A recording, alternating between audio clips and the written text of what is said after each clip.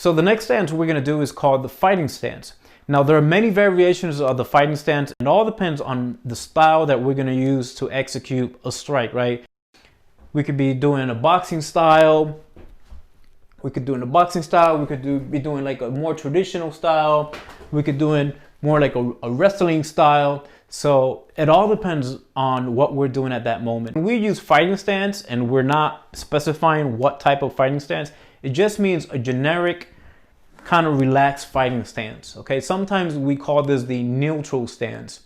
If we're doing techniques, we call it the neutral stance. If we're kind of doing just fighting exercises, we're just going to call it fighting stance. So we start off from an attention stance, and all we're doing is we're going to move our leg back.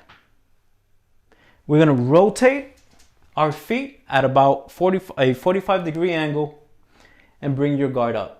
Now from this position, we're easily able to face forward, face to the side, face even to the rear, just kind of switch positions, and we could even kind of just rotate. So one more time.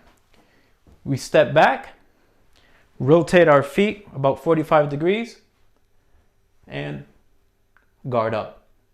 If you're still unsure if you're doing the fighting stance correctly, here's a few tips.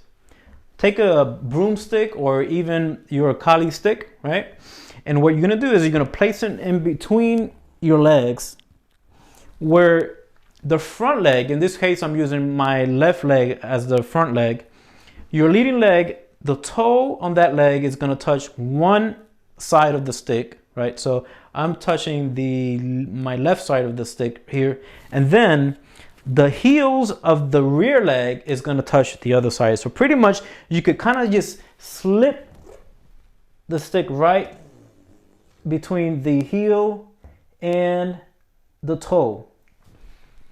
Now, besides making sure that our feet are rotated at a 45-degree angle, we also want to make sure that the distance between the rear and the front leg is appropriate. We want to have that right balance. So as a rule of thumb, here's what we do. I'm going to switch my position here, and I'm going to have my right leg as my leading leg and my left leg at the rear. I make sure that my feet are facing at about a 45-degree angle. And all I want to do is I want to take a knee with my rear leg. And you want to get that knee close to your heel. Ideally, we want to have maybe 2 or 3 fingers between your heels and that knee.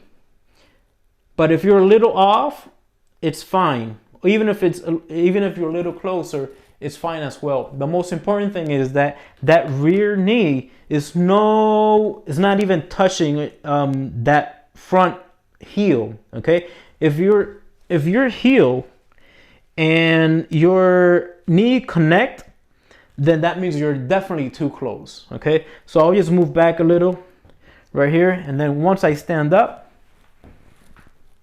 that would be an ideal fighting stance for me.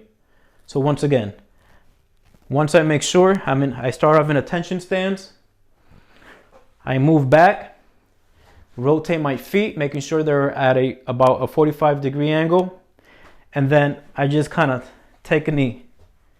As you can see, in this case, I have about my hand could slide through, and that's fine.